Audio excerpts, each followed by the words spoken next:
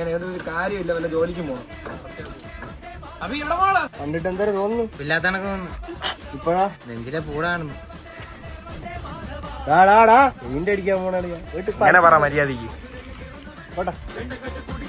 നമ്മളെ പ്രായത്തുള്ള എന്തോ ജോലിക്ക് പോകുന്നു, നമ്മളിങ്ങനെ വാളി കളിച്ച് നടക്കുന്നു. വാളികൾ ഞാനിരിക്കുന്ന ഒരു വാളി ചാണാ പച്ച അടിച്ച് അളിയ വീട്ടിലൊന്നും ഇരിക്കാൻ പറ്റൊന്നുമില്ല. വാ തുറന്ന് അവരെയൊക്കെ ജോലിക്ക് പോ. അവിടെ എന്തിനാ അനക്കൂടാ?